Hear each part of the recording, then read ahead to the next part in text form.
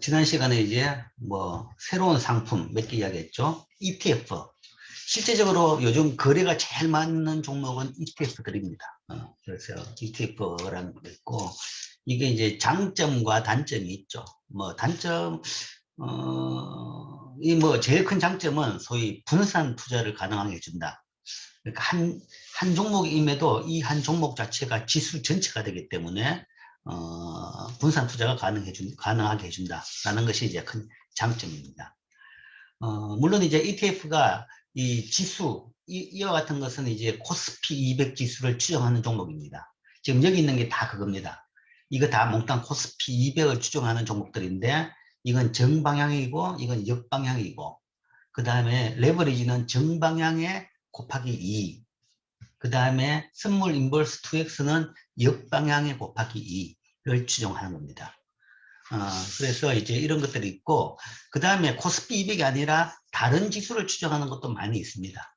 다른 지수라는 것이 뭐 코덱스 50을 추정하는 것도 있고, 아니면 일부 펀드와 비슷하게 뭔가 하면 일부 예를 들어 산업별 ETF를 만들 수도 있습니다.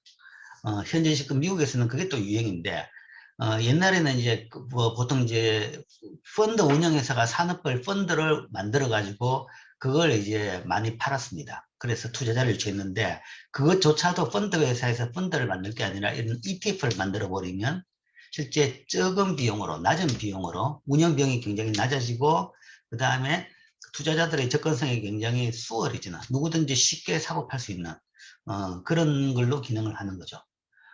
그래서 이런 이제 ETF가 지금 굉장히 커지고 있고, 많이 거래가 되고 있고, 점점점 이쪽으로 이제 투자가 많이 가고 있는 뭐 그런 상태입니다. 그리고 이제 이렇게 계기가 된 것이 이 장 마지막에 나오는 워렌 버핏하고의 한 논쟁이었는데, 이건 뭐 뒤에 다시 보죠. 그 다음에 있는 것이 이제 ETF. 이거는 뭐 사실 그렇게 일반 개인 아마추어들한테 알려지는 상품은 아니었는데, 지난 코로나 사태 초기 때 우리나라 일부 개인 투자자들이 여기다 너무 투자를 하면서 굉장히 이상한 상황이 벌어졌던 거죠. 그래서 이제 많이 알려진 겁니다. 알려진 건데, 어쨌든 이것도 익스체인지라는 것은 상장되어 있습니다. 상장되어 있기 때문에 누구든지 접근 가능하다라는 이야기죠. 거래소에서 상장되어 가지고 홈트레이딩 시스템으로 누구든지 살 수 있는 그런 상품인데, 이게 굉장히 뭐 좀 상당히 위험이 크다라는 것도 뭐 이해는 해야 될 겁니다. 구조상 ETF보다는 ETN이 위험이 더 큽니다. 위험이 더 크고. 왜냐하면 ETF 같은 경우에는 주식에 바탕을 두기 때문에, 주식이라는 것은 굉장히 비교적 다른 것에 비해 가지고 투명하고, 그 다음에 다 거래가 활발한 거죠. 활발한 것만 상장되어 있으니까. 그런데 이제 ETN은 주식이 아니라 원자재, 뭐 원유, 뭐 그런 온갖 파생금융 상품을 바탕으로 해서 만들어졌습니다. 그렇기 때문에 훨씬 위험이 크다라는 것은 알아야 될 겁니다. 이걸 이제 상장지수 펀드라고 하기도 하고, 상장지수 증권이라고 하기도 하고, 또는 상장지수 채권이라고 번역하기도 합니다. 왜냐하면 여기 Exchange Traded Note라고 그랬죠. 노트라 그러면 사실은 채권으로 번역한 게 더 맞아요. 더 맞는데, 왜냐하면 우리가 이제 채권을 영어로 세 가지로 이야기합니다. 본드, 반드, 그 다음에 노트, 빌. 그러니까 T빌 이야기하죠. 트레저 빌. 재무성 채권이라고 이야기하죠. 재무성 채권에는 본드란 말을 안 붙입니다. 노트라는 말을 붙이죠. 이 세 용어의 차이는, 영어적으로 이 세 용어의 차이는 장기, 중기, 단기입니다. 빌은 단기 채권입니다. 그래서 영미권에서는 만기 1년 미만 채권을 빌이라고 이야기합니다. 만기 1년 미만 채권을 본드라고 이야기는 안 해요. 빌이라고 이야기합니다. 그 다음에 만기가 1년에서 5년 사이 채권을 노트라고 이야기합니다. 여기서 노트라고 이야기하고, 그 다음에 본드라고 우리가 채권으로 많이 쓰는 걸로 알고 있는 본드는 만기가 5년 이상 장기 채권에 대해서만 본드라고 이야기합니다. 그래서 이제 굳이 나눈다 그러면 이렇게 나눴습니다. 물론 이제 총칭해가지고 본드라고 이야기하기도 하는데, 그래서 이것도 ETN이라고 해가지고 노트가 붙어 있기 때문에, 이걸 이제 번역한다 그러면 이걸 채권으로 번역하기도 합니다. 하기도 하는데, 또는 또 우리나라 번역할 때는 채권이라기보다는, 채권이라 그러면 너무 내로한 의미가 있기 때문에 사람들이 뭐 혼돈을 일으키고, 또한 뭐 이런 뭐 뭔가 뭐 이 부당 판매를 했다는 그런 이제 뭐 비판이 나올 것 같은 그런 이제 걱정 때문에 이것보다는 훨씬 더 광범위한 용어인 정권이라는 용어를 붙였죠. 그러니까 정권이라는 것은 소위 이제 주식과 채권을 합친 겁니다. 물론 파생금융상품 등등 여러 개 있지만 대별적으로 주식도 있고 채권도 있죠. 이런 류의 모든 것을 합친 것을 시큐리티라고 이야기합니다. 그러니까 정권이라는 것이 가장 넓은 의미의 용어죠.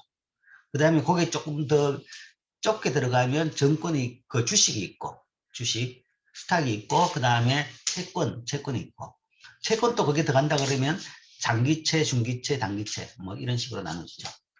어쨌든 노트인데도 불구하고 이걸 현재 우리 언론에서는 주로 상장지수 정권으로 이렇게 번역해서 쓰고 있습니다. 자, 이런 게 있고, 자, 그게 지난 시간까지 했고, 그 다음에 요 밑에부터 문제 하죠. ELS. 실제 이제 펀드로 제일 많이 사실 쓰고 있는 것이 지금 ELS입니다. 근데 뭐 이것도 진화하고 있죠. 진화하고 있기 때문에 현 시점에서 그렇다라는 이야기고, 뭐 또 좀 지나고 나면 ELS가 인기가 시들해질 수도 있을 겁니다. 어쨌든 현재로서는 소위 펀드로서, 그러니까 만약에 여러분 집에서 부모님이 어디 증권사에서 펀드를 들었다 그러면 물어보면 ELS일 가능성이 굉장히 많습니다. 현재는 직접 펀드보다는 ELS를 많이 하고 있습니다. 실제 이제 그렇게 추세가 된 것이 한 5년, 10년 전부터 그랬죠. 한 10년 이전에는 사람들이 직접 펀드를 많이 썼습니다. 직접 펀드, 그러니까 증권사들이 직접 펀드를 많이 만들어가지고 많이 판매를 했고, 개인들도 거기에 투자를 많이 했습니다.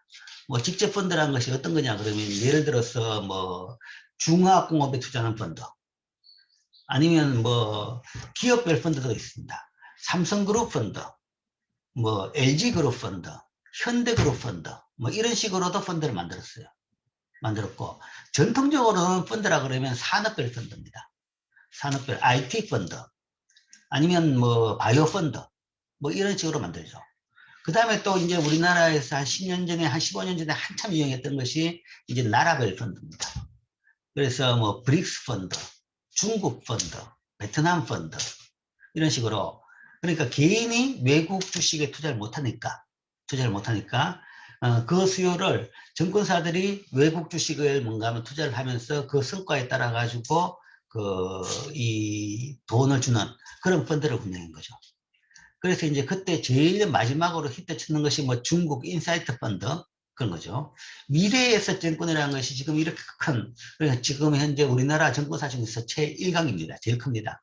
제일 크게 된 것이 그때 선제적으로 중국 부분에 투자를 많이 해가지고 굉장히 컸죠.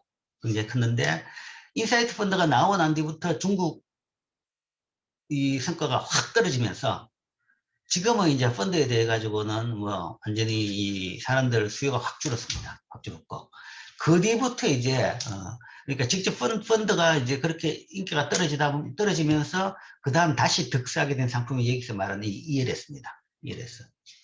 그러니까 펀드 같은 경우는 직접 성과에 따라서 이제 넣는 건데, 그러니까 거기서 편입된 종목들의 성과에 따라 가지고 성과를 주게 되는 그런 투자 방법이 되겠죠. 근데 이제 그 편입되어 있는 주식들의 가격이 떨어진다 그러면 이제 손실이 나는 겁니다. 손실이 나는 거죠. 그래서 손실이 어떤 펀드 같은 경우는 손실이 뭐 80%, 90%까지 나는 손실도 있습니다. 한참 중국 주가가 높을 때 조성했던 펀드 같은 경우에는 그 미래에셋이 제일 대표적으로 유명하게 만들었던 인사이트 펀드 같은 경우에는 한 5년, 7, 8년 전까지만 하더라도 초기의 수익률에 비해 가지고 손실률이 한 70%, 80%까지 떨어졌습니다. 예, 그런 식으로 한번 되고 나니까 사람들이 이제 또 이게 왜 그러냐 그러면 뭐 지금도 마찬가지인데 사람들이 언제 주식 투자한다 그러 주식이나 펀드에 투자를 하냐 그러면 주가가 많이 오르고 난 뒤에 투자합니다. 주가가 떨어지면 안 사요. 떨어지면 안 사고 대부분 주식시장이 굉장히 핫할 때 그때 들어옵니다. 돈을 벌려면 주식시장이 완전 망했을 때, 가격이 엄청 쌀 때 사서 그 다음에 지금같이 핫할 때 파는 겁니다. 파는데 사람들이 뭔가 하면 시장이 가격이 떨어지시면 안 사요. 그거는. 자, 저거 봐라. 주식하면 저렇게 망한다. 다 그러다가 이게 오르고 올라가지고 지금같이 뭔가 하면 진짜 꼭대기 있다라고 하면 그때는 야, 지금 안 하면 내 혼자 바보 되는 거 아니냐 싶어가지고 다들 따라 들어가는 겁니다. 뭐 펀드도 마찬가지였죠. 펀드가 뭔가 하면 그 인사이트 펀드가 그렇게 히트를 쳤을 때는 이제 결국은 이제 전문가들이 보면 아, 이게 막물이구나 라는 생각을 하는 거죠. 모든 사람들이 다 거기다가 그 펀드를 사기 시작했다는 이야기는 아, 이게 끝까지 갈 때까지 갔구나라는 얘기죠. 그러니까 그때 샀으면 수익 날 가능성이 거의 없는 거죠. 이제 떨어질 것만 남았던 셈이죠. 그렇기 때문에 이제 그거 뭐 시점이 문제지 그렇다고 해가지고 그건 개인의 판단의 문제입니다. 그래가지고 어쨌든 그래가지고 그래부터 나라별 특히 이제 중국이나 아니면 이제 브릭스나 그런 쪽의 중심의 펀드들의 성과가 굉장히 나빠지면서 사람들이 그다음부터 주식에 대해 가지고 고개도 안 돌리는 거죠. 뭐 지금까지 코로나 사태 이전까지 사실은 그런 분위기였습니다. 그래서 많은 사람들이 주식시장을 떠났고 주식에 대해 가지고 고개도 안 돌리는 이제 그런 상태가 됐던 거죠. 됐던 건데 이제 그 뒤에 그때 나온 것이 대안으로 나온 것이 ELS입니다. 그래서 ELS를 통해 가지고 간접 투자를 많이 하게 됐습니다. 자, ELS는 개별 주식의 가격이나 주가 지수에 연계되어 가지고 주식 수익이 결정되는 유가증권입니다. 즉 특정한 한 종목들에 연계된 것이 아니라 대부분 주가 지수 연계 상품입니다. 주가 지수 연계 파생금융 상품입니다. 통상 자산을 우량 채권에 투자해서 원금을 보존하고 일부를 주가 지수, 뭐 코스피를 할 수도 있고 미국 그 다우존스는 잘 안 하지만 S&P를 할 수도 있고 아니면 뭐 유로스탁을 할 수도 있고 그런 주가 지수나 개별 종목에 투자해 가지고 고수익을 노리는 금융상품입니다. 뭐 고수익은 아니고 사실은 수익을 노리는 금융상품이다 라는 이야기죠. 수익이란 것이 타겟 자체가 뭔가 상당히 합리적입니다. 합리적이라는 것은 이자율보다 한 두세 배 정도 뭐 그런 거죠. 이자율보다 두세 배라는 것은 한 10%만 하면 되는 거죠. 지금 이자율이 1%, 2%밖에 안 됩니다. 그러니까 기본적으로 한 5%나 10% 정도 타겟을 하고 대신에 손실을 확률을 굉장히 줄이는 거죠. 뭐 영어로 디자인을 할 수도 있습니다. 원금 보장형으로 할 수 있는데 그렇게 된다 그러면 반대로 수익성이 굉장히 낮아지죠. 수익할 수 있는 가능성도 낮아지기 때문에 수익도 어느 정도 한 내에서 대신에 손실률을 굉장히 낮추는 그런 이제 상품으로 만든 것이 ELS입니다. 자, 이거는 뭐 일반적으로 사전에 정해져 있는 두세 개의 기초 자산 가격이 만기 때까지 뭐 계약 시점보다 40% 50%가량 떨어지지 않는다 그러면 약속된 수익을 지급하는 형태라는 거죠. 뭐 약속된 수익이라는 것은 이제 디자인하기 나름인데 뭐 5%를 할 수도 있고 10%를 할 수 있고 이런 식이죠. 그래서 보통 뭔가 분기별로 보겠는데 분기별로 봐가지고 뭐 지금 1지수, 2지수, 두 지수가 어느 이상 안 떨어지면 어느 수준보다 더 안 떨어지면 5% 10% 준다. 라는 식으로 이제 운영하는 그런 식으로 이제 파생금융 상품을 만들 수가 있습니다. 만들어 가지고 그것을 판매해 가지고 펀드 형식으로 판매하는 그런 것이 ELS입니다. ELS는 상환 조건이 다양하지만 뭐 보통 이제 만기는 한 3년 정도가 많습니다. 3년 정도가 많은데 분기별로 할 수도 있고 아니면 6개월마다 조기 상환 기회가 있습니다. 그러니까 이 시점에 뭔가 하면 이 조건이 충족되면 조건이라는 것이 뭐 보통 이제 굉장히 가능성이 낮은 걸로 해놓습니다. 현재 지수에 비해 가지고 뭐 절반 이하로만 안 떨어진다면. 그래가지고 뭐 그 이 정도 처음에 약정된 그런 수익을 주는 그런 식으로 파생금융 상품을 만들어 가지고 판매하는 거죠. 그러니까 이제 이게 인기가 있는 이유는 직접 펀드를 통해 가지고 많은 사람들이 손실을 봤죠. 손실을 봤으니까 자 이제 펀드를 투자한다는 것이 이제 뭐 좋을 때는 수익이 많습니다. 수익이 많이 날 수도 있는데 야 이렇게 무섭구나라는 것을 깨닫는 거죠. 그런데 그렇다고 주식은 하고 싶고 그쪽은 해야 되겠는데 펀드는 너무 위험하더라. 그러니까 이제 펀드보다 훨씬 덜 위험한 것이 있다라고 해가지고 이걸 하는 겁니다. 그러니까 이거는 이제 가능성이 아무리 생각해도 지금 현재 갑자기 주식 가격이 절반으로 떨어진다. 그건 그런 일은 안 생기겠지라는 거죠. 개별 종목이 절반 떨어지는 경우는 꽤 많이 생길 수는 있습니다. 근데 지수가 절반 떨어지려 그러면 그 시장의 모든 종목 가격이 다 절반 이하로 떨어져야 되는 거죠. 그건 가능성이 굉장히 낮다라고 보는 거죠.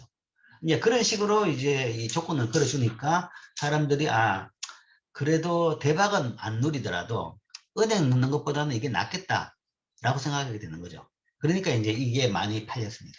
물론 이제 정권사들도 펀드를 팔고 나가지고 굉장히 욕을 많이 얻어먹었죠. 전문가들이 운영했는데 왜 수익이 이만큼 이러냐. 뭐 중국 펀드 같은 경우에 굉장히 욕을 많이 얻어먹었죠. 근데 뭐 아무리 전문가가 운영하더라도 뭔가 꼭대기에 샀으면 떨어질 수밖에 없는 건데 뭐 어쨌든 그러다 보니까 정권사 같은 경우에도 이제 펀드를 적극적으로 파는 게 굉장히 이제 부담스럽게 된 거죠. 그러다 보니까 이제 이런 걸 만들어가 이걸 이제 주로 많이 팔았습니다. 그래서 지금은 개별적인 어떤 펀드보다는 이 ELS가 주 상품이 되어 있고 우리나라도 그렇고 세계적으로 지금 그렇죠. 사실 이 ELS가 나온 지도 얼마 안 됩니다. 한 10년, 15년, 20년도 채 안 됐습니다. 이런 개념이 나온 것도. 개념이 나온 것도 얼마 안 됐는데 어쨌든 사람들의 수요에 맞은 거죠. 취향이 맞았기 때문에 지금 이제 가장 많이 팔리고 있는 펀드는 ELS다라고 생각하면 될 겁니다. 정권사에 가서 뭔가 하면 뭐 어디 펀드 그러면 사실 그 개별 펀드보다는 대부분 이걸 이야기합니다. 지금 현재 나온 게 ELS 뭐 메토다. 이 메토는 어디 한다, 어떤 지수를 한다라는 이야기합니다. ELS 기초자산으로 대부분 쓰는 것이 이제 지수형이 많은데 지수형은 코스피가 얼떡하고 코스피, 유로스탁스, 그 다음에 미국은 S&P, 그 다음에 중국은 뭐 홍콩 H지수 아니면 중국 상하이 항생지수 뭐 이런 지수를 가지고 보통 한 2개 내지 3개 정도 어느 정도 이하로 안 떨어진다면 뭐 6개월마다 조기 상환할 수 있도록 뭔가 10% 수익을 보장한다는 거죠. 3년 내내 약정된 3년 내내 그 조건 이하로만 안 떨어진다 그러면 3년 내에 예를 들어 가지고 수익률이 뭐 8%면 8% 만큼을 이제 지급해주는 그런 상품입니다. 그리고 이제 이런 식으로 이제 파생금융 상품을 운영하는 거죠. 그리고 이 운영한 쪽에서는 어떻게 그게 가능하냐 그러면 펀드의 대부분은 보통 이제 채권입니다. 채권이고 나머지 일부분에 이제 여기다 이런 데다 투자를 하는 거죠. 투자를 해가지고 채권이 비중이 높다 그러면 사실은 이제 가격 변동 손실 확률은 적은 거죠. 적은 거고 그 다음에 대신에 수익성은 낮기 때문에 높은 수익성은 이런 데다가 또 투자를 해가지고 분산해가지고 커버를 하는 그런 형태의 상품들입니다. 주로 이 지수형이 많고 뭐 아주 일부러 이제 종목형으로 뭐 대기업 종목, 대기업 지수가 있습니다. 대기업 지수에 연계된 것도 있고 뭐 아주 일부러 혼합형도 있습니다. 그래서 현재 펀드로서는 개별 펀드라기보다는 이 ELS를 주로 많이 사용하고 있습니다. 자, 그래서 ELS가 굉장히 이제 많이 지금 판매되고 많이 사용되고 있는데 이것도 지난 코로나 사태 초기 때 굉장히 한때 굉장히 시끄러웠습니다. 시끄러운 것이 코로나 사태 초기 때 작년 3월 때 주가가 뭐 상상하지 못한 수준으로 갑자기 폭락을 했었죠. 그래가지고 아주 일부 몇 개 종목 같은 경우에는 현재 이 조건에 도달한 게 있습니다. 그래서 이제 이게 이 조건에 도달한다 그러면 자 문제는 뭐냐 그러면 이게 이 조건만 도달 안 한다 그러면 대부분 약정된 이자를 줍니다. 약정된 수익 그 보정 수익을 주게 되는데 이 조건에 도달한다 그러면 어떤 일이 생기냐 그러면 손실은 제한이 없습니다. 최악의 경우 100% 손실까지 가능하더라는 거죠. 그래서 하이 리턴은 그 뭐 하이 리스크 하이 리턴 아닌데 로 리턴인데 리스크가 낮긴 낮지만 한번 발생했을 때 손실은 엄청나게 커질 수 있는 겁니다. 이게 이제 그런 위험이 있는 거죠. 그러니까 위험을 다 없애는 상품은 뭐 만들 수가 없죠. 만들면 뭐 대박 나겠지만 그런 건 없고 어차피 있는 건데 위험이 있는데 그걸 어떻게 처리하느냐 분산하느냐 사람들의 취향에 맞도록 하느냐라는 건데 이건 이제 위험 가능성은 낮지만 한 번 발생한다 그러면 손실은 엄청나게 클 수가 있는 겁니다. 대부분 이렇게 됐다 그러면 뭐 손실 3, 40%는 기본이고 절반 이상 날아가는 수가 생깁니다. 그래서 몇몇 종목이 코로나 초기 때 그렇게 된 경우가 있었죠. 그래서 이제 그때 상환 시기가 며칠인데 그러면 그때마다 거의 언론에서 생중계를 했죠. 아 그러면 오늘 이렇게 되면 이게 얼마 손실이고 다음 날 또 주가가 이렇게 되니까 얼마 손실이다 라는 식으로까지 생중계를 했는 정도가 있습니다. 그래서 이것도 아주 가능성은 낮은데 뭐 이 가능성이라는 게 0이 아니기 때문에 우리가 생각지도 못한 사태가 발생하는 거죠. 생각지도 못하게 주가가 폭락하기도 하고 또 뭐 전혀 예상 밖으로 주가가 폭등을 하기도 하고 뭐 그렇게 되면 이제 이 범위를 벗어날 수는 있습니다. 자, 그래서 주요 이제 큰 상품, 구체적인 상품이라기보다는 상품의 종류를 몇 개 이야기했습니다. 크게 봐서 그래서 어쨌든 이거 두 개는 요걸 이야기했고 그다음에 요거 빠졌네요. DLS.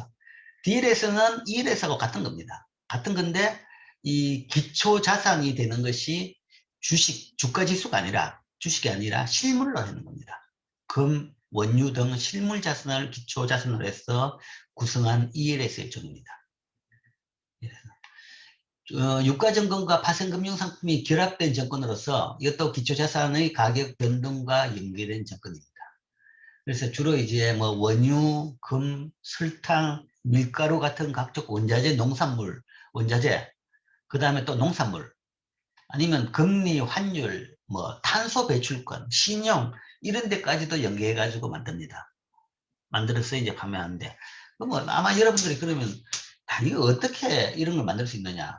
원유 가격, 금 가격, 설탕 가격, 이게 가격이 세계시장 가격이 얼마인지 어떻게 어디서 하는데 이런 걸 만들 수 있느냐라고 하겠지만 실제적으로 이게는 이 관련돼 가지고는 선물 거래소가 다 있습니다. 그러니까 이 세계적인 최대 선물 거래소는 시카고 선물 거래소입니다. 시카고 선물 거래소의 원유도 종류별로 금, 설탕, 밀가루 뭐 온갖 것에 이런 선물들이 있죠. 그러니까 이런 것들이 기초 상품이 되는 것들은 직접 그 상품 생산업자하고의 거래가 아니라 물론 이제 그 선물 시장에서는 그 생산업자하고 실수요자가 같이 참여합니다. 참여하는데 참여하면서 거래되는 것을 보면서 거기에 소위 금융업자들이 여기 그 가격에 따라 가지고 뭔가 이런 또 상품을 만들어내는 거죠. 그래서 이제 우리나라에서 우리나라 증권사들이 맨 그걸 보고도 똑같이 이렇게 만들어냅니다. 만들어내가지고 우리나라 증권사에서도 이런 DLS를 만들어 갑니다. 그래서 개인이 뭔가 증권사 가서 내 돈 좀 있는데 여윳돈 좀 있는데 펀드에 좀 넣고 싶다 라고 했을 때 옛날 같으면 야 브릭스 펀드 좋습니다. 뭐 아니면 중국 펀드 좋습니다. 뭐 인사이트 펀드 적립식으로 드십시오 라고 이야기를 했었는데 지금은 들어가면 아까 말한 대로 EL에서 최근 나온 어떤 것이 있습니다. 그럼 이걸 드십시오 라고 이야기하고 있고 조금 더 전문가가 되면 조금 더 이제 수익 거래가 많고 그 다음에 돈도 많고 전문가가 된다 그러면 그때는 이제 DLS를 추천하는 경우가 있습니다. 근데 DLS는 ELS보다도 훨씬 더 위험성은 높습니다. 위험성은 높고 이건 진짜 뭐 이거는 그러니까 손실 확률도 높고 대신에 뭔가 수익성이 좋을 때는 수익성이 굉장히 높을 수는 있는 거죠. 있는데 그렇기 때문에 이거는 진짜 함부로 해서는 안 됩니다. 어쨌든 이렇게 두 개, 증권사에서 직접 판매하는 상품으로 이렇게 두 개 있고 그 다음에 자기가 직접 하고 싶으면 증권사 갈 필요도 없이 자기가 하고 싶으면 그냥 홈 트레이딩 시스템에서 ETF를 사고 팔고 하면 됩니다. 사고 팔고 하든지 아니면 훨씬 더 위험이 높은 DLS와 마찬가지인가 바로 ETN입니다. ETN. 이걸 통해 가지고 뭔가 하면 뭐 원유나 통화금리나 변동성 가격에 대해서 할 수 있고 변동성 대해서도 할 수 있습니다. 이런 여러 가지 ETN이 현재 우리나라 증권사에서도 만들어 가지고 판매하고 있습니다. 그래서 이런 걸로 해가지고 이거는 상장되어 있기 때문에 개인이 직접 할 수 있고 뒤에 거는 이건 상장된 게 아니고 증권사들이 만들어 운영하는 겁니다. 그래서 증권사에 이런 데다가 펀드 형식으로 투자를 할 수 있다. 그래서 이런 것들이 현재 주식에 직접 투자하는 방법이 있고 아니면 이런 식으로 투자를 할 수 있는 거죠. 그 다음에 이제 채권도 투자 가능합니다. 채권도. 채권도 뭐 여러분들이 이제 내가 이야기하는데 채권이라는 것은 기본적으로 이 덩치가 큽니다. 보통 한 장당 억대, 보통 기본 한 5억, 10억 정도입니다. 그렇기 때문에 개인이 사기는 힘들겠죠. 개인이 사기는 액수가 많기 때문에 힘든데, 그래서 우리나라의 정권사에서는 그걸 그냥 서비스를 해줍니다. 서비스를 해줘가지고 잘라가지고 팝니다. 잘라가지고 팔기 때문에 잘라서 개인이 뭐 그게 투자를 할 수는 있습니다. 할 수는 있는데 사실은 채권에는 개인 투자 잘 안 하죠. 잘 안 하는 이유가 채권 수익률을 보면 별로 마음에 안 드는 거죠. 은행 이자율하고 별 차이 없으니까요. 비슷하잖아요, 그죠? 그냥 채권 수익률 자체가 그냥 시중 이자율이니까 그 가지고 만족 못 하니까 뭐 이 대박을 노리고 주식이나 아니면 비트코인이나 가는 사람이니까 뭐 채권을 투자할 가능성은 별로 낮긴 낮겠죠. 자, 그래서 그런 것도 있고, 그 다음에 이제 훨씬 더 복잡하게 들어가면 또 뭐 굉장히 다양한 종류들이 많이 있긴 있는데, 뭐 시간 관계상 다 하지 못하겠고, 자, 여기까지가 이제 상품에 대한 큰 덩치 몇 개 이야기했고, 자, 마지막으로 하나의 에피소드를 이야기하겠습니다. 한 10년 조금 더 됐습니다, 이게. 이런 일이 있었는데, 2007년에 둘이서 이런 걸 한 붙었습니다. 내가 몇 번은 이제 우리 교과서에서의 주식에 대한 이론은 효율시장 가설입니다. 그리고 효율시장 가설은 결국은 누가 우월한 정보가 없고 어느 누구도 최고의 펀드 매니저조차도 뭔가 하면 더 수익성을 낼 수 있다는 말은 거짓말이다. 말이 좀 표현이 과했지만 그럴 수 있는 사람은 별로 없다라는 것이고 실제 실적도 그렇습니다. 실적도 펀드 매니저들 뭐 수익성이 좋은 펀드 매니저들한테 수익성을 쭉 보면 그 사람은 최소한 10년 이상 기록 가지고 있는 펀드 매니저를 기록 보면 한 해, 두 해 정도는 굉장히 실적이 좋겠죠. 그러니까 알려지고 유명한 사람이 되는 겁니다. 그리고 돈을 많이 운영할 수 있게 된 거고. 그런데 그러고 난 뒤에 그 이후에 5년, 10년 평균 수익률을 본다 그러면 대부분 시장 수익률을 못 따라가요. 잘하면 시장 수익률입니다. 시장 수익률이라는 것은 지수. 미국이라 그러면 S&P 500 지수 수익률, 우리나라라고 이야기하면 코스피 200 수익률입니다. 그래서 그런 걸 보고 뭔가 하면 효율성 시장 가설이 너무 이론적이고 뭐 그런데 실제로 아 그렇구나 맞구나 라고 생각합니다.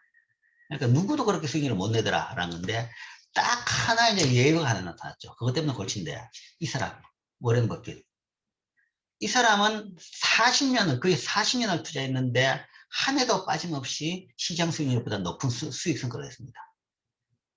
그래서 이 사람이 운영하는 상품, 주식, 그게 이제 주식 회사죠, 사실은. 그 회사의 가격이 엄청납니다. 엄청나죠. 초기에 그 회사 사는 사람들은 그 회사 사는 그 주식을 사는 사람들 주주들이 모여가지고 1년에 한번 그 오마하 뭐였어? 오마하가 미국 그 미드웨스트에 아주 깡촌 마을인데 거기에 모여가지고 왜냐하면 워렌 버핏이 거기 살고 있거든요. 그러니까 그렇게 돈은 세계 최대 갚은데도 불구하고 아주 깡촌에 40년 전에 샀는 조그만 집에다 그냥 그렇게 살고 있는 사람입니다.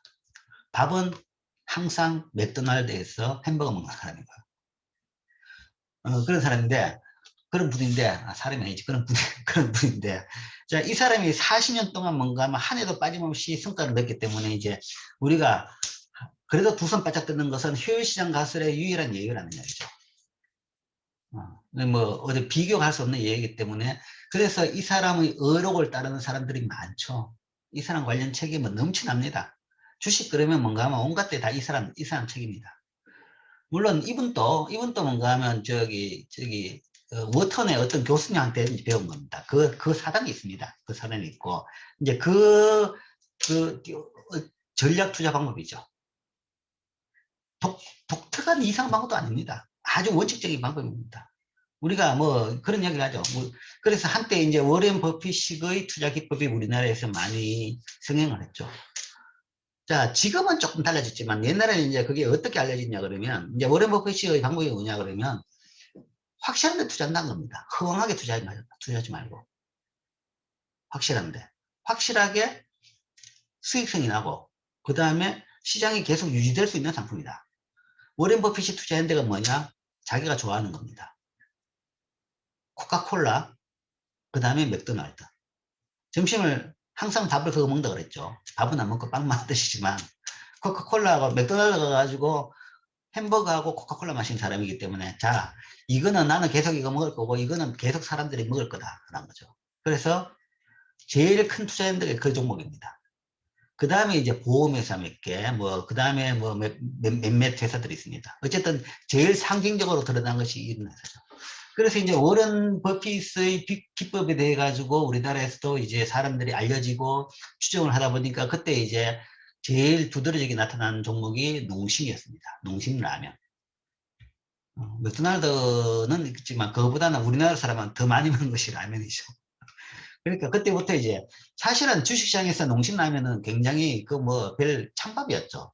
뭐 저런 시시한 거, 그리고 사람들이 별 IT 산업, 뭐 굉장히 유망한 바이오 산업, 뭔가 번쩍하고 굉장히 뭔가 찬란한 미래가 있을 것 같은 것에 사람들이 관심이 많죠. 미래를 보트자니까. 근데 저거 뭐 기술도 없고 그냥 뭐 라면인데 라면 하나 팔아가 얼마를 벌겠냐? 라고 했는데 워렌 버핏 생각이 딱 들어보니까 사람들이 쳐다보니까 그때부터 들어간 것이 농심하고 그 다음에 롯데칠성, 콜라 사이다. 이런 것 쪽으로 이제 투자하게 된 거죠. 그래서 한때 그 관련 주식들이 뭐 엄청나게 올랐습니다. 올라가지고 지금은 이제 오른 수준으로 계속 유지가 되고 있는 거죠. 어쨌든 그런 식으로 뭐 가장 원래 이제 근본으로 돌아가 투자하는 분이죠. 그리고 이제 장기 투자입니다. 장기 투자. 최근엔 좀 달라졌지만 사고 나가지고 한 20년, 30년 동안 한 번도 판 적이 없습니다. 더 사기만 더 사지 팔지는 않는다는 거죠.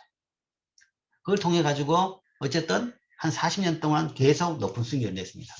그래서 이분 한마디에 세계 시장이 움직이고 미국 주식 시장이 왔다 갔다 하는 거죠. 근데 이제 이분이 헤지 펀드에 대해 가지고 한마디 했어요. 2007년도에 한마디 했는데 헤지 펀드 수수료가 너무 비싸다. 헤지 펀드. 그러니까 이분은 헤지 펀드를 운영한 사람이 아니라 이분은 이제 어떻게 벅샤 해스웨이라는 그런 회사를 운영하는데 이게 사실은 옛날에 섬유회사입니다. 봉제회사. 옷 만드는 회사였는데 그 회사를 그냥 사들였죠. 자기가 사들여가지고 그거를 이제 이 펀드 운영사로 자산 운용사로 만들었습니다. 사들인 뒤에 뭔가 하면 그 회사의 한테 투자자들의 돈 가지고 주식 투자를 하는 겁니다. 물론 자기가 그 회사 지분을 절대적으로 가지고 있고 그 다음에 그 회사의 뭐 기존 그런 종당은 다 팔아버리고 그냥 껍데기만 가지고 있는 겁니다. 가지고 있어가지고 종목도 바꾼 거죠. 이제 그 금융운용사를 바꾸면서 그 회사 주식 가지고 지금 이야기했던 코카콜라 아니면 뭐 맥도날드 등등 이제 이런 주식을 사게 된 거죠.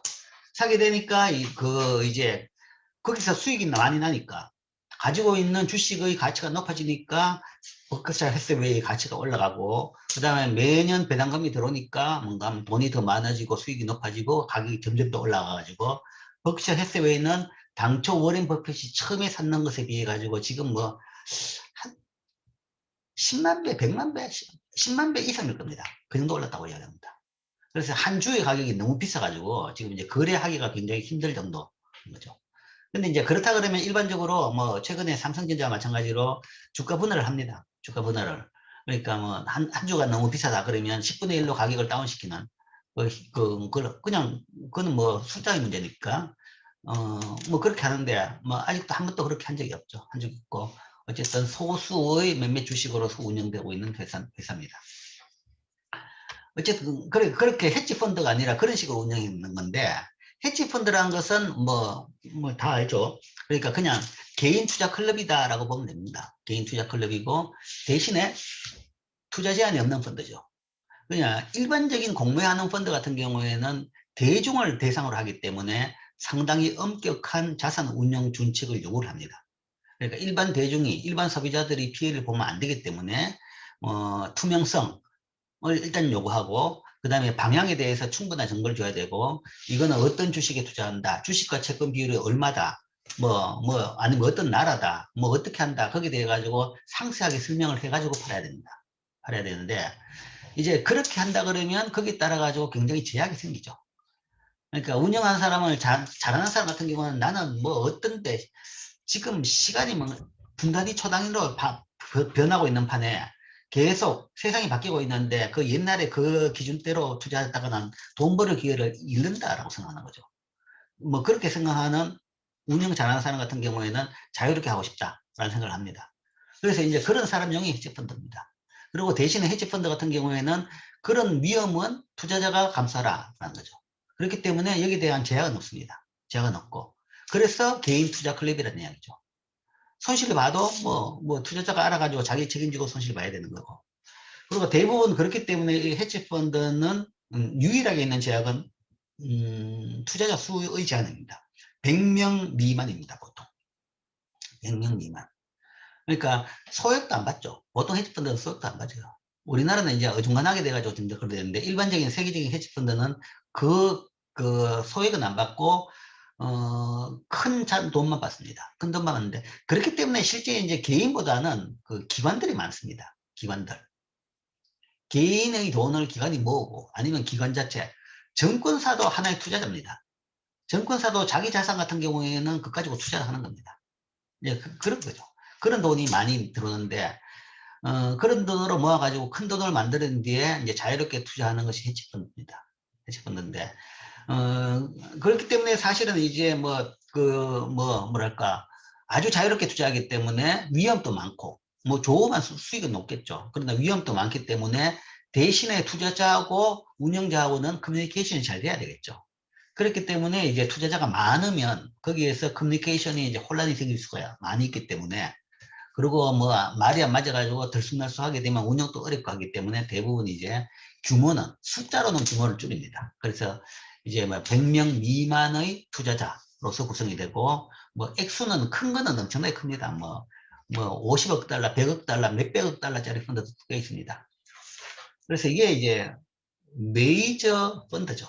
그러니까 개인들이 사는 펀드 같은 경우에는 뭐 표현이 좀 그렇지만 잔챙이 펀드라고 볼 수 있고 헤지 펀드는 메이저 펀드입니다. 메이저 펀드인데 그러니까 월스트리트에서 메이저 펀드고 이거는 제한이 없기 때문에 뭐 온갖 거 다 합니다. 주식, 채권, 외환 투자 그러니까 뭐 저기 뭔가 저 유명한 저기 헤지 펀드가 있죠. 그 외환 중심으로 투자하는 사람도 있고 아니면 이제 채권에서 주로 이제 뭐 정크 펀드, 북한 채권을 다루는 데도 있고 전 세계 온갖 데 돈 들 때는 다 투자는 그 다음에 뭐 원유 선물 아니면 식량 뭐 밀 온갖 거 다 합니다.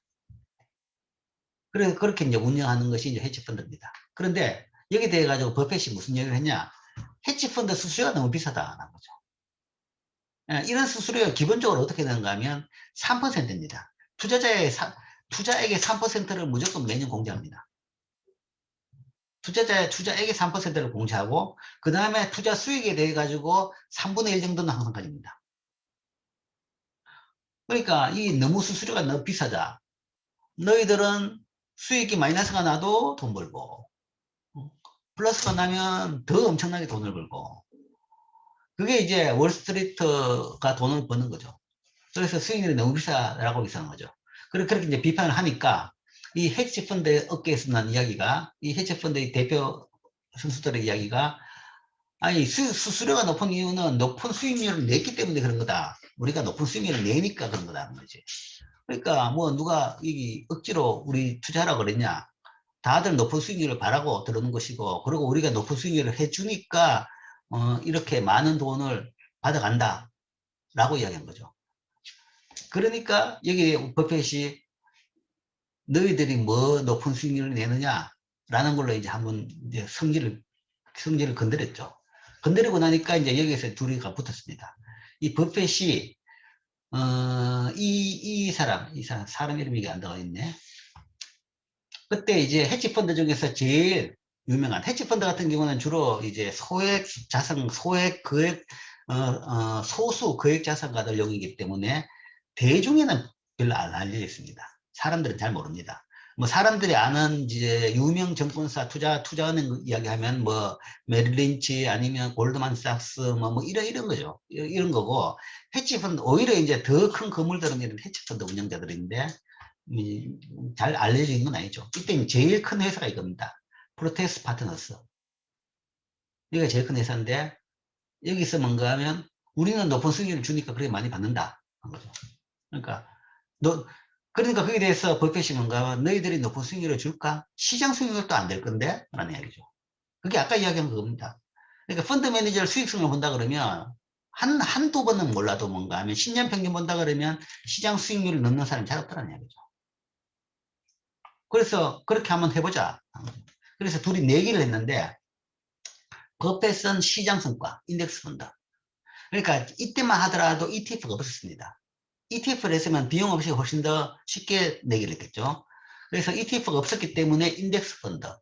그러니까 뱅가드가 운영하는, 뱅가드라는 이제 펀드 매니저 회사가 있습니다. 여기서 운영하는 S&P 500 인덱스 펀드에 투자를 하고, 이 지수하고 투자한 것이 아니라 그냥 보자. 이 지수하고, 그 다음에 너희 회사에서 운영하는 제일 성과 좋을 5펀드를 이야기하라. 하나를 하면 좀 위험이 높으니까 5개 평균 수익률을 보자. 버핏 이야기는 나는 시장이 더 높을 거다. 너희들보다 너희가 시장을 비트 못한다는 얘기죠. 뭐 한두 해는 모르기 때문에 한두 해가 아니라 10년, 지금부터 10년 동안 성과를 보자. 그래가지고 이긴 사람이 돈을 따는 걸로 하자. 그래서 돈을 얼마나 걸었냐? 꽤 많이 걸었어요. 양쪽이 판돈으로 32만 달러 걸었습니다. 왜 32만 달러를 벌냐 그러면 둘이가 각각 32만이니까 합치면 64만이죠. 그러면 그때 계산으로 뭔가 하면 64만 불을 투자하게 국채에 투자하면 채권은 이제 뭐 손실 없으니까 국채에 투자하게 되면 한 10년 뒤에 100만 불 정도 될 것이라고 생각을 했던 거죠. 그래서 이제 이긴 사람이 100만 불을 가지는 걸로 이제 그렇게 내기를 걸었습니다.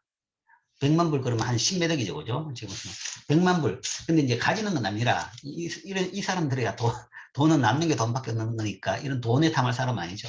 그래서 이거를 이기는 사람이 지정한 자선단체에 기부하기로 약속을 했 겁니다. 멋있죠, 그죠? 내기를 해가지고 이기면 이긴 사람 자기 이름으로 자선단체에 기부하기로 그렇게 약속을 했습니다. 약속을 했는데 자, 그 결과가 어떻게 됐느냐? 신문에 뭐 대문짝같이 났죠. 계속 신문에 중요가 됐습니다. 그런데 2007년에 그러니까 기준 시점이 2007년에 그런 이야기를 해가지고 기준 시점은 2008년 1월 1일로 했습니다. 1일 냈고 그 다음에 이제 종료 시점이 당연히 2018년 3년 전이죠, 그죠? 3년 전 1월 1일이 종료 시점입니다. 그 2017년 마지막 거리 12월 29일이 종료 시점이었는데 그때 보니까 역시 결과는 버핏의 압승으로 결론났습니다. 인덱스 펀드, 그러니까 미국 주가 S&P 500 지수가 요 10년 동안에 연평균 7% 상승했습니다. 연평균 7%. 뭐 이것도 굉장히 높은 겁니다. 미국 주식은 사실은 다른 어떤 나라보다 지금 주가는 계속 올라가고 있어요. 어쨌든 이때까지 그렇고. 그런데 세계적인 제일 성과가 높다는 이 헤지 펀드 5개의 평균 수익률이 2.2%밖에 안 됐어요. 그러니까 그 이야기는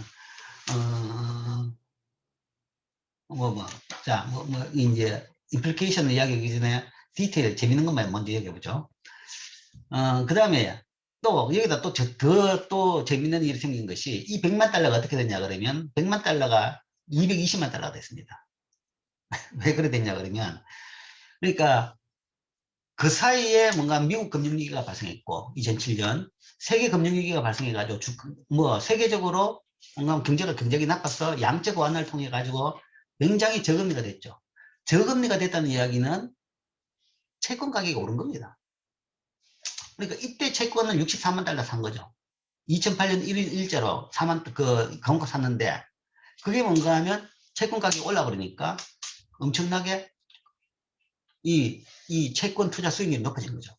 그래서 예상보다 빨리 100만 달러가 됐던 거죠. 물론 이제 목표가 100만 달러였는데 우리 100만 달러 만들어서 기부하자라는 약속을 했는데 그 100만 달러가 예상보다 뭔가 4년 만에 100만 달러가 됐어요. 4년마다. 10년 만에 100만 달러가 될 줄 알았는데 4년마다 100만 달러가 됐던 거죠. 그래서 그럼 그 돈을 어떻게 할까 싶으니까 둘이서 다시 만나가 약속이 뭔가 하면 벅샤 B 주식에 투자를 했습니다. 뭐 여기서부터 딱 진 거죠. 이 주식에 투자한 것은 워렌 버핏 투자를 맡기겠다는 얘기입니다. 워렌 버핏 투자 성과를 따르겠다. 이게 벅샤라는 것이 워렌 버핏이 운영하는 회사입니다. 회사 주식. 그러니까 세계적으로 이 주식을 못 사서 문제지 다들 뭔가 하면 이 회사 주식을 사고 싶어 하는 겁니다. 그래서 너가 주인이니까 너 주식 그냥 사가지고 운영하라 라는 이야기죠. 여기 투자해가지고 이때 100만 달러가 도달하니까 여기다 주식을 하는 거죠. 그러고 난 뒤에 6년 동안에 걸쳐가지고 다시 또 배로 뛰어가지고 이게 222만 달러가 됐습니다. 여기 투자하고 난 뒤에만 이렇게 올랐다는 거죠. 그러니까 뭐 비교가 안 돼요. 압도적으로 참패를 해버린 거죠. 자, 이 임플리케이션이 뭐냐? 시작은 수익적입니다. 수수료 문제입니다. 시작은 야, 너희들 운영도 잘 못하는 것들이 왜 수수료를 많이 받냐? 라는 지나가는 말로 이야기를 하는 겁니다. 그래가지고 시작됐는데 결국은 이 이야기가 효율시장 가설의 또 다른 반영이 되는 거죠. 또 다른 반영이 되더라. 누구도 절대적으로 수익률이 높은 사람은 없겠고요. 월스트리트에서 최대 수익률을 내는 펀드조차도 10년 동안에 보니까 S&P 정확하게 이걸 못 듣는 겁니다. 그럼에도 또 뭔가 하면 이 효율시장 가설에 또 정확한 반대되는 증거가 또 나온 거죠. 워렌 버핏은 또 한 예배는 예외구나 하는 이야기입니다. 이 사람만 얘기를 하는 거죠.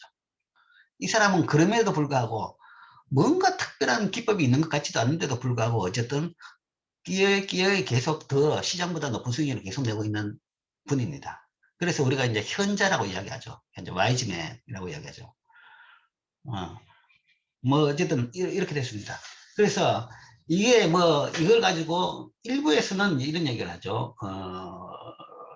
소위 ETF를 옹호하는 뭐 사실은 그래 됐습니다. 이 뒤에 이 결과가 나온 뒤에부터 이 성과가 나오고 있는 중간대부터 ETF가 세계적으로 이제 붐을 일으킨 거죠. 붐을 일으킨 것이 굳이 높은 수익률을 수수료 내고 펀드에 들 이유가 있냐는 겁니다. 여러분들이 이제 펀드는 정권사에 갈 필요도 없어요. 은행에 다 팝니다. 은행에 가서 이제 돈 여윳돈이 있다 그러면 적금을 들 수도 있고 아니면 뭐 펀드에 드십시오 그럽니다. 그러면 정권사에서 파는 펀드를 살 수가 있어요.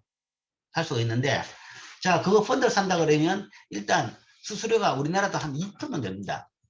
은행이 판매 수수료로 1%, 내 투자한 돈도 1%를 가져가고 그 다음에 정권사가 뭔가 하면 운영할 때 내 투자한 돈의 1%를 또 운영 수수료로 가져가고 그 다음에 운영해가지고 이익이 나면 이익에 예를 들어가 3분의 1 정도를 다시 또 수수료로 가져갑니다. 그러니까 수수료가 상당히 많은 거죠. 수수료가 많은데 그렇게 해가지고 성과가 좋으면 뭐 수수료만큼 낼 만도 한데 성과가 좋냐? 그것도 장기 성과도 안 좋다는 얘기입니다. 그러니까 이제 많은 사람들이 ETF로 돌아서는 거죠. 돌아서면서 ETF에 대한 수요가 많으시고 아마 이 추세는 계속될 겁니다. ETF로 계속 갈 거죠. 그러니까 그리고 이제 개인 투자의 문제에 있어서 이 워렌 버핏이 어떻게 성공을 했느냐 이렇게 볼 수 있어요. 큰 욕심을 안 냈기 때문에 그렇습니다. 허황한 욕심을 안 냈기 때문에. 큰 욕심을 내면 절대 성공 못합니다. 다 쪽박입니다. 큰 욕심 낸다 그러면 10번 하면 10번 다 성공해야 되지. 한 번만 실패하면 다 날아가는 거죠. 주식 투자라는 것은 제일 중요한 것은 위험 관리고 스탑을 안 해야 되는 겁니다. 언제 스탑하느냐? 다 날리면 스탑하는 거죠. 길게 투자하면 성과는 분명히 높아요. 평균적으로 길게 투자한다 그러면. 장기 투자. 단기에 높은 성과를 바르고 투자하면 아무도 성공 못합니다. 아무는 아니지만 대부분 성공 못합니다. 대부분. 뭐 내가 특별히 남보다 뛰어난 게 있을 것도 없는 것이고 내가 더 뛰어난 해안이 있을 수도 없는 것이고 이런 분도 있는데 이런 분도 있는데 나도 마찬가지. 내가 뭘 어떻게 잘 알겠습니까? 그리고 세계적인 모든 교과서 이론 다 그런 이야기를 하고 있는 겁니다. 그런데 욕심을 부리고 뭔가 하면 시장 수익만 요구한다. 그냥 인덱스부터 사놓으면 돼요. 인덱스부터 사놓으면 뭔가 하면 그냥 시장 수익으로 날아갑니다. 그만큼 나오는 겁니다. 뭐 우리나라 경제 성과가 안 좋아가 떨어지면 할 수 없는 거고 그 뭐 기업이 있어도 마찬가지죠. 그러면 뭐 문 닫는 회사 문 닫아가지고 실직 당할 수도 없는 뭐 어쨌든 그런 거고 성과가 좋으면 우리 같이 뭔가하면 그 성과를 나눠 가질 수도 있는 거고 그런 거죠. 그러니까 그렇게 뭐 그렇게 투자한다 그러면 분명히 현재 기록적으로 봐가지고는 과거보다는 그러니까 은행 수익률보다 훨씬 더 높게 나옵니다. 은행 수익률보다 높게 나온 것이 주식시장이고 단지 투자할 때 이런 식으로 이 욕심을 내지 말고 시장 정도만 추구한다 그러면 뭐 그건 충분히 투자할 만한 부분이다라고 볼 수 있는 겁니다. 자, 이게 이제 아주 재미있는 계속 회자되고 있는 두 사람의 싸움입니다. 두 사람의 싸움이고 이뒤부터 이제 ETF에 대한 수요가 굉장히 늘어나고 사람들이 ETF를 많이 보게 되죠. 현재 그래서 우리나라에서도 개별 상품 거래액으로 본다 그러면 거래량으로 본다 그러면 압도적으로 ETF가 훨씬 더 많습니다. 그건 이제 바람직한 현상이죠. 개별 종목 몇 개, 개인이 포트폴리오 만들어 가지고 두세 개 서너 종목 한다 그래도 그게 이제 분산이 잘 안 되는 경우도 많죠. 그러니까 그 얼마 전에 그러니까 코로나 사태 그 나고 난 뒤에 이제 누가 또 내 아는 누가 이제 주식에 몰빵을 하겠다 그래가지고 투자를 했는데 미국 회사에 투자했는데 어디 투자했냐 그러니까 아메리칸 에어라인하고 그다음 카니발하고 또 뭐 그러니까 이제 그 회사들이 코로나 사태에 제일 직격탄을 맞은 회사들입니다. 그러니까 카니발 같은 경우에는 크루즈를 운영하는 회사고 그다음에 비행기 회사 뭐 다 뭐 직격탄을 맞았죠. 그래서 주가가 폭락을 했는 겁니다. 10분의 1로 떨어진 거죠. 그러니까 이제 이런 게 다시 오를 것이다 라고 생각해가지고 내 있는 몇백만 원 재산 털털 털어가지고 투자했다.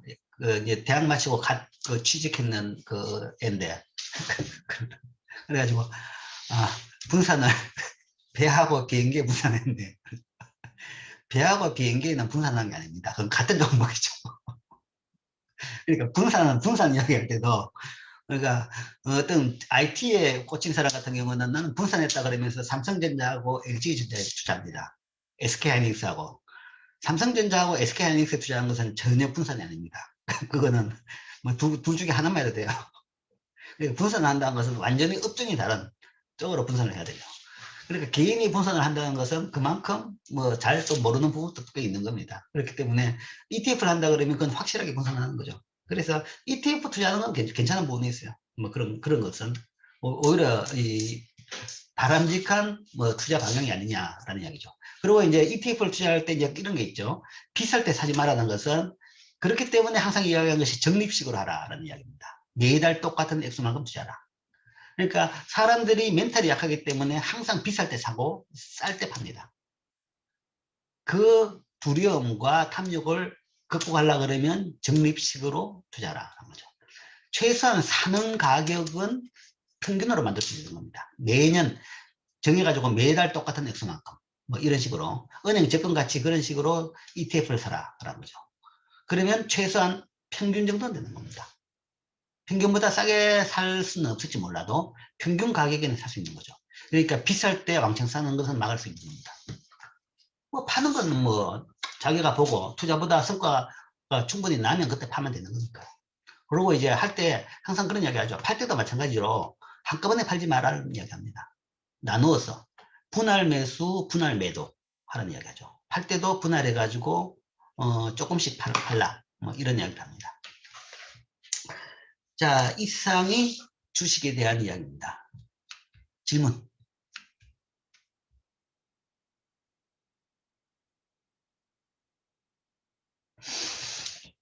자, 그러면 질문이 없으면 그 다음으로 팔짱 여러분들이 동영상으로 팔짱을 다 공부를 했죠. 그래서 이걸 남은 시간 동안에 간단하게 요약만 하겠습니다. 사실은 팔짱이 굉장히 중요한 점입니다. 중요한 점이라는 것이 중요한 임플리케이션 그러니까 금융의 요체에 대해서가 있습니다. 금융이 뭘 해야 되느냐라는 이야기죠. 이게 왜 팔짱에서 이게 나왔느냐. 이 팔짱이라는 것이 분기점입니다. 7장까지가 시장이었죠. 7장까지가 시장이고 8장부터는 금융기관을 의미합니다. 금융기관이 나온 거죠. 자, 경제학적으로 봐가지고 시장에 맡기면 시장이 가장 효율적으로 뭔가 해결한다. 그런 이야기죠. 그래서 이제 그게 이제 시장에 대한 우리가 가장 원론적인 생각입니다. 원론적인 생각인데, 실제적으로 금융을 본다 그러면 일단 후진국은 그런 금융시장이 제대로 작동을 안 합니다. 돈이 없기 때문에 작동도 안 하고 그런 경우는 어떻게 하느냐라는 거죠. 그렇기 때문에 시장보다는 보통 금융기관이 먼저 나옵니다. 그리고 선진국도 마찬가지죠. 진화 과정을 본다 그러면 금융기관이 나오고 한참 뒤에 돈이 많아지니까 그때 이제 시장이 생긴 겁니다. 생긴 거죠. 자, 그래서 이제 기관이 뭘 할 것이냐, 기관의 역할. 기관이라는 것이 금융의 태초부터 만들어진 것이다. 라는 거기 때문에 실제 이제 기관의 미션이라는 것은 실제 금융이 뭘 해야 되느냐라는 것을 정확하게 이야기해 주는 겁니다. 그래서 이 장에서 그 이론을 이야기한 겁니다. 금융기관은 뭘 해야 되느냐. 뭐 다른 말로 얘기하면 금융시장도 이런 부분을 해야 되는 겁니다. 이런 부분을 잘 해야지 좋은 금융시장이죠. 뭐 이미 앞에서 이야기했는데 그걸 이야기하기 위해 가지고 먼저 팩트 한 8가지를 이야기했죠. 팩트 8가지를 이야기했는데 자, 뭐 주식이 기업의 가장 중요한 외부 부자금 조달원이 아니다라는 거죠. 시장이 가장 뭐 효율적인 자원 배분 수단인데 왜 그러면 주식시장에서 다 돈을 조달 못하냐라는 거죠. 시장에 맡겨가 주식이나 채권시장으로서 돈을 다 조달하고 돈을 다 저축하고 해야 되는데 그게 실제 보면 아닌 거죠.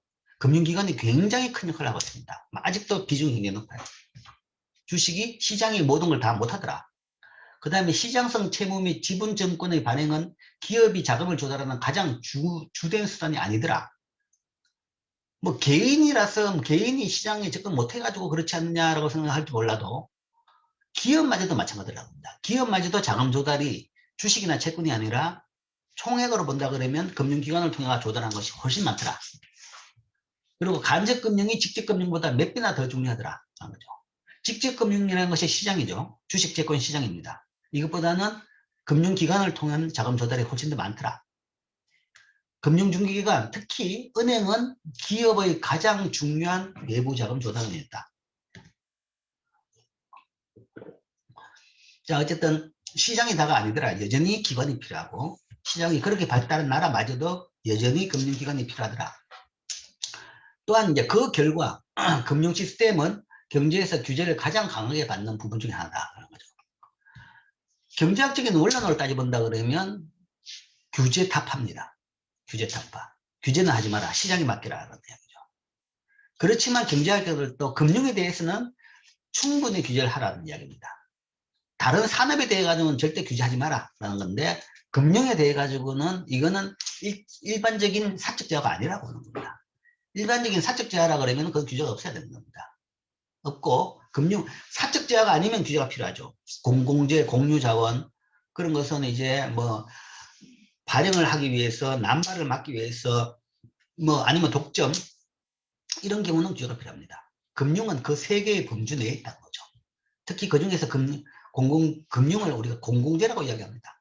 공공재 성격이 있다. 그렇기 때문에 규제를 해야 되는 겁니다. 왜 그러면 이제 직접금융이 그렇게 비중이 낮냐? 그러면 직접금융은 건실한 대기업만 접근 가능하더라는 거죠. 주식이나 채권을 통해 가지고 돈을 조달할 수 있는 것은 큰 기업만 가능한 겁니다. 역사가 있고.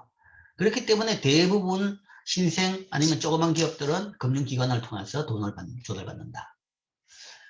그 다음에 이제 담보 이야기인데 아마 신문에 아마 나르고 딸도록 이야기 나오죠. 우리나라 은행들은 후진적이어서 담보 위주로 대출한다 라는 이야기 나옵니다. 근데 그것도 무식한 기자들 이야기고 그거는 우리나라가 아니라 전 세계적으로 또 마찬가지입니다. 담보는 가게나 기업의 채무 계약에서 흔히 나타나는 일반적인 특징이다. 모든 금융에서 다 담보는 있습니다. 왜냐? 이 금융의 기본적인 문제를 해결하기 위해서 그 비대칭적 정보 문제를 해결하는 제일 최선의 방법이 이 담보입니다. 그렇기 때문에 이 담보를 쓰는 거죠. 그리고 그걸 통해 가지고 소위 고객의 돈을 안전하게 유지하기 위해 쓰는 겁니다. 담보는 후진적인 금융 수단이 아니고 이거는 그냥 보편적인 금융 가장 효율적인 금융 방법입니다. 금융에서 사용되는 방법입니다. 물론 이제 더 좋은 다른 대안이 있으면 좋겠지만 다른 대안이 없을 경우에는 이게 많이 쓰인다. 채무계약은 차입자의 행동을 상당히 제약하는 매우 복잡한 법률 문서다.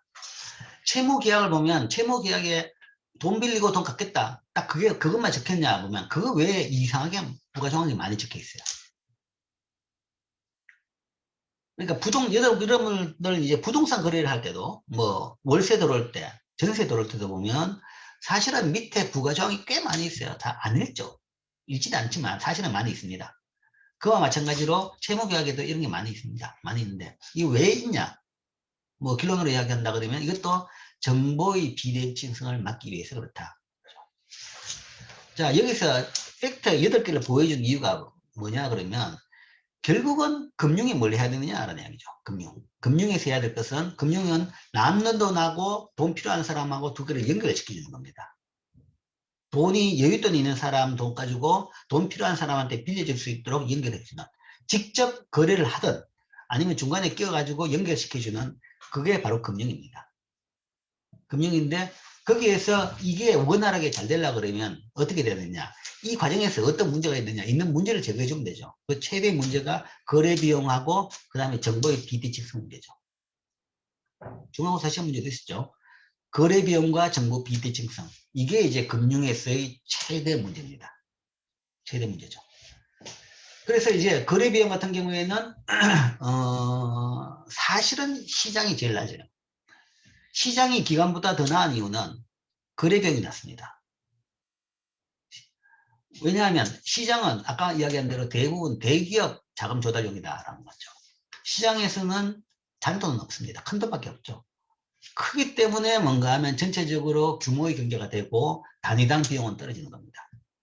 사람이 계속 그 시장에서는 사람이 앉아가지고 그 관리해야 될 필요가 없는 겁니다. 상품이 만들어졌으면 서로 뭐 사고 팔고 하면 끝나는 겁니다. 그래서 결국은 금융기관으로 쭉 가다가 시장이 나중에 생기면서 시장 쪽으로 갈 수 있는 시장 쪽으로 먼저 가죠. 먼저 가는 이유가 시장이 사실은 거래 비용을 낮출 수 있는 가장 좋은 수단입니다. 그 다음에 기관도 물론 이제 거래 비용을 낮춰야죠. 기관도. 거래 비용 자체가 뭔가 하면 결국은 돈을 빌리는 사람, 돈을 저축하는 사람한테 양쪽에 부과되는 부분이죠. 그래서 이제 그걸 낮춰야 되는데, 그걸 어떻게 낮추느냐? 기관들이 낮추는 것은 기관도 마찬가지죠. 규모의 경제입니다. 규모의 경제가 있으면 결국은 덩치를 키우면 단위당 비용은 주는 거죠. 그래서 금융에서도 규모의 경제가 굉장히 크게 작동합니다. 그 다음 또 하나가 뭐 전문성이죠. 전문성이라는 것은 손실을 덜 보게 만드는 겁니다.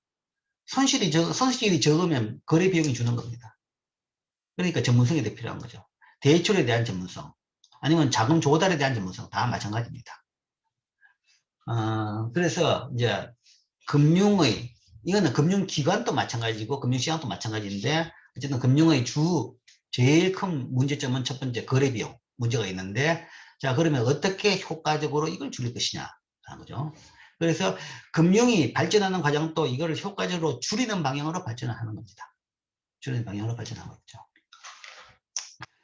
최근에 사실 이제 금융이 비대면으로 많이 가고 있죠. 비대면으로 가는 것이 이제 직접 은행에 가서 아니면 창고에 가가지고 거래를 안 하고 인터넷으로 거래를 많이 하고 있죠. 인터넷을 비대면으로 사람을 통해서 거래하는 것보다 프로그래머로 거래를 많이 합니다. 프로그래머로 거래하는 것이 보험도 이게 인터넷으로 보험을 들고 그렇죠, 그죠? 펀드도 그렇습니다. 인터넷으로 그냥 들 수 있죠. 이런 것들은 뭔가 하면 다 거래 비용을 줄이는, 인건비를 줄이는 거죠. 그러니까 금융에서 일자리를 원하는 사람 입장에서는 일자리가 없어져 가지고 이제 고통스럽습니다만은, 뭔가 하면 금융으로 봐가지고는 이런 방향으로 움직이더라라는 겁니다. 세상 모든 게 지금 이런 방향으로 움직이는 겁니다. 더 효율적이면 더 상품을 더 싼 가격에 팔 수가 있는 겁니다. 아니면 금융 같은 경우에는 투자자한테 더 많은 수익을 줄 수 있는 거죠. 아니면 금융회사의 주주들한테 더 많은 수익을 또 줄 수도 있는 것이고, 그렇기 때문에 이제 이런 방향으로 움직인다. 그 다음에 이제 또 하나의 큰 문제, 거래 비용보다 더 어려운 문제가 바로 이 정보의 비대칭성 문제입니다. 정보의 비대칭성이라는 것은 저축자하고 그 다음에 대출자하고의 정보의 차이, 정보 양의 차이다. 그래서 이제 크게 나누면 이것도 이제 역선택과 도덕적 해이, 이 두 개의 문제가 있는 거죠. 역선택.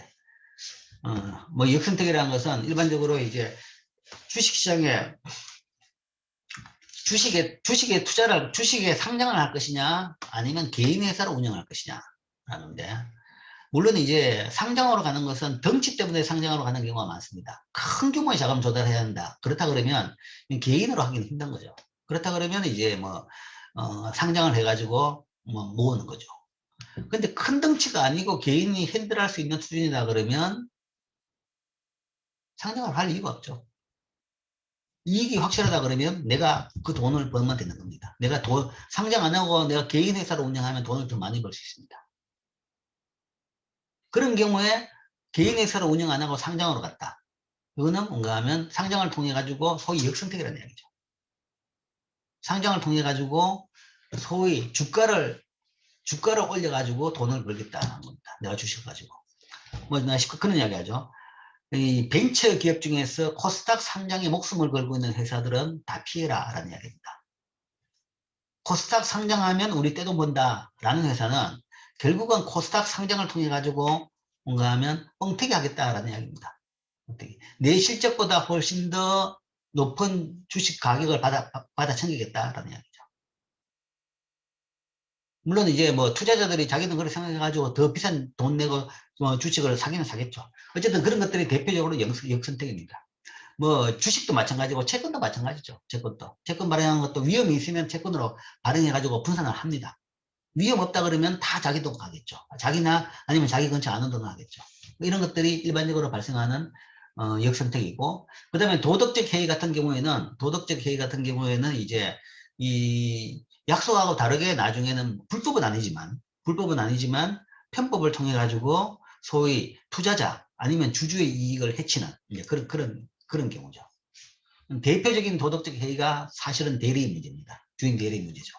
그러니까 CEO라는 것은 주주총회에서 이제 그 회사의 운영자로서 CEO를 한 사람을 딱 지목을 했다. 그러면 대부분 CEO는 결국은 CEO가 된다 그러면 그 지목해준 주주의 이익보다는 CEO 자신의 이익에 더 뭔가 하면 중심적으로 의사결정을 내린다라는 이야기죠. 대부분 경우 그렇다고 해가지고 횡령이나 착복을 한다 그건 범죄이기 때문에 그건 다룰 필요가 없습니다. 그런 게 아니라 회사의 주요 의사결정이 있었어.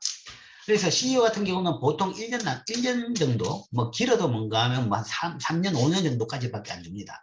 매년 그걸 다시 승인을 받지만, 미국 같은 경우는 그래도 그 단연으로 주는 조건은 있는데, 단연으로 주더라도, 예를 들어가 5년 성과를 주더라도, 그러면 5년 내에 성과를 최대한 내도록 노력하는 겁니다. 근데 그게 좋냐라는 것에 가지고 10년, 20년 오랫동안 성과를 더 많이 내는 것보다 5년에 쫙 빼게 내는 걸 선호할 수밖에 없는 거죠. 5년의 성과를 봐가지고 너가 계속 있든지 아니면 거기에 따라 가지고 월급을 주겠다. 소위 성과급을 주는 거죠. 성과급을 주는 거죠. 그러면 5년의 최대 성과가 나오도록 하는 겁니다. 그러면 5년 지나고 나가지고는 그 회사가 뭔가 하면 망가지더라도 그건 자기 책임이 아닌 거죠. 그게 이제 주인 대리인 문제인 겁니다. 그렇기 때문에 이제 우리가 전문 경영인 이야기하면서 오너가 나쁘다, 전문 경영인을 시켜야 된다, 후진적인 오너 경영을 막아야 된다라고 하는데 이제 우리 실적을 보면 그게 엇갈리는 이유가 오너는 사실은 이제 장기적인 판단을 하는 거죠. 보통 회사에서는. 근데 전문 경영인은 이런 식으로 뭔가 하면 대부분 단기적인 판단을 많이 하더라. 전문 경영인의 성과가 안 좋은 경우가 훨씬 더 많습니다. 예, 그런 문제가 있더라. 이게 대표적인 주인 대리인 문제죠. 그래서 이 문제를 낮추는 것이 금융의 제일 큰 문제입니다. 제일 큰 문제고. 그렇기 때문에 시장보다는 기관이 이 문제에 대해 가지고는 더 잘할 수 있는 거죠. 특히 정보의 비대칭성이 있어가지고. 거래 비용은 아까 이야기한 대로 시장이 더 거래 비용을 낮출 수도 있을 겁니다. 낮추는데 정보 비대칭성은 상당히 전문성이 있어야 됩니다. 전문성이 있어가지고 판단을 하고 그 다음에 전문성을 가지고 계속적으로 지속적으로 관리를 해야 됩니다.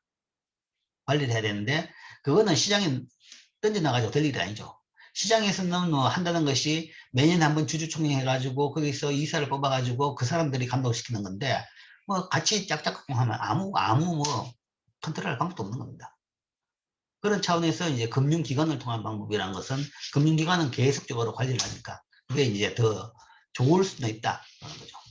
근데 압도적으로 뭐가 낫다, 뭐 그거는 뭐 이야기하기는 힘들지만 어쨌든 이런 장단점이 있는 셈입니다.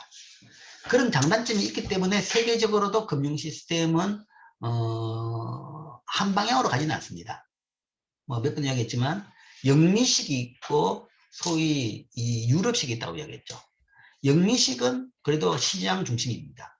시장 중심. 영국하고 미국은 주식 시장이 발전돼 있고, 그리고 물론 이제 그게 압도적으로 다수는 아니지만 어쨌든 상당히 많은 것들이 주식 시장에서 주식을 중심으로 해가지고 운영됩니다. 그리고 이제 이사회를 통해 가지고 운영되고 있고, 그다음에 성과라는 것이 주가로 다 나타나, 주가로 대부분 평가받고 있고 그런 거.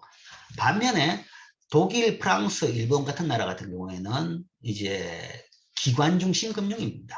기관 중심 금융이라서 특히 일본이 심한데, 일본 같은 경우에는 저기 대기업에 돈을 대출해주면, 금액을 더 대출해주면 거기에 은행의 전문가들이 이사로 따라갑니다. 그래서 그 관행이 계속되면서 지금 현재 일본의 대기업은, 우리나라는 대기업 그러면 삼성 그러면 뭐 이패밀리, 뭐 LG 그러면 뭐 구허, 뭐 그러고 사람들 개인 이름이 나오죠. 근데 일본의 그 대기업은 사람 이름이 안 나와요. 지금 이제 대주주가 대부분 다 은행입니다. 대부분 다 은행이라는 얘기죠.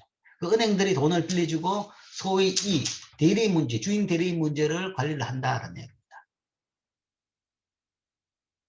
그게 이제 또 다른 방향의 금융입니다. 금융인데 그게 어디가 낫냐는 잘 모른다는 얘기죠.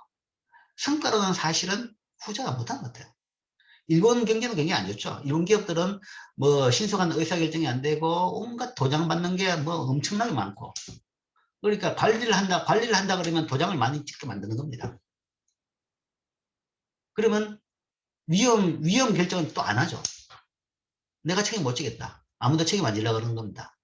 그러니까 뭐 위험 없는 어떤 돌파구는 없는 거죠. 근데 책임 안 지려고 그러고 다들 열심히 도장 찍다 보면 안정적으로 갈 수 있는데 서서히 망해갈 수도 있는 겁니다. 그런 장점과 단점이 있는 겁니다. 장점과 단점이 있는 거죠.